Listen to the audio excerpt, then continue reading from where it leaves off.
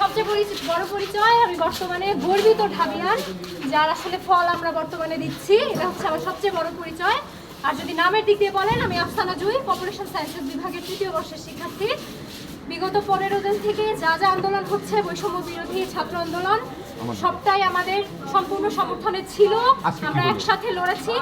আজকে আমরা সম্পূর্ণই শান্তিপূর্ণভাবে আমাদের নিজেদের ক্যাম্পাসে, আমাদের গতকাল আমাদের যে ভাইয়েরা মারা গেছে, যে ভাইয়েরা নিহত হয়েছে, শহীদ হয়েছে যে ভাইয়েরা, তাদের জন্য আমরা একটা গায়েবী জানাজা আর একটা কফিন মিছিল বের করেছিলাম, যেটা আমাদের উদ্দেশ্য ছিল শুধুমাত্রই আমাদের নিজেদের ক্যাম্পাসের মধ্যে আমাদের কি শোক ভাগাভাগি করে নেওয়ারও অধিকার নাই?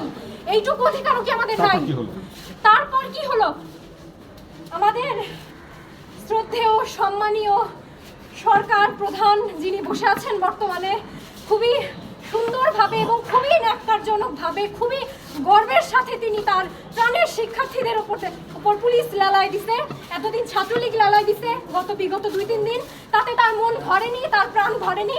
তার মন প্রাণ আরো চেয়েছে যে আরো কিছু করি, আমার প্রাণপ্রিয় ছাত্রছাত্রীদের জন্য আরো কিছু করি। এই জন্য আমাদের শান্তিপূর্ণ মিছিলের মধ্যে কাপুরুষের মতো কিছু পুলিশ দিয়ে দুই দিক থেকে আমাদেরকে আক্রমণ করা হয়েছে। দুই দিক থেকে, আই রিপিট,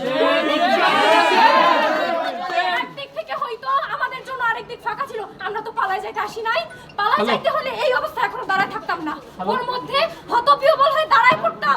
ভাবতাম আমি মরবো না বাঁচবো, ওইটা ভাবি নাই, ভাববো না। একটা খাইছি, গোটা শরীরে খাইতে রাজি আছি। কোনো সমস্যা নাই, কোনো সমস্যা নাই। এটা কেমন ধরনের কাপুরুষোচিত আচরণ?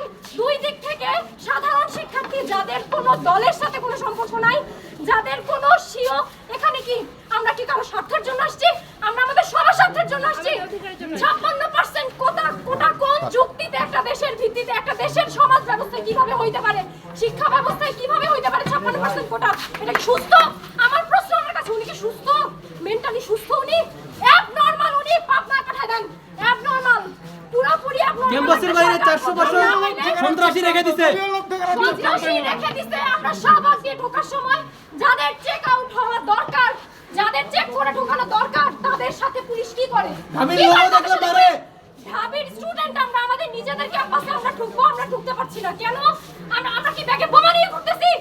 বোমা নিয়ে ঘুরতেছি আমরা ব্যাগে? আমরা ঢুকতেছি না, আমরা ঘুরতেছিও না। আমরা চাচ্ছি শান্তিপূর্ণ মিছিল। আমাদের যে ভাইরা শহীদ হয়েছে তাদের জন্য যে শোক, সেটাও আমরা একসাথে বিলাইতে পারবো না।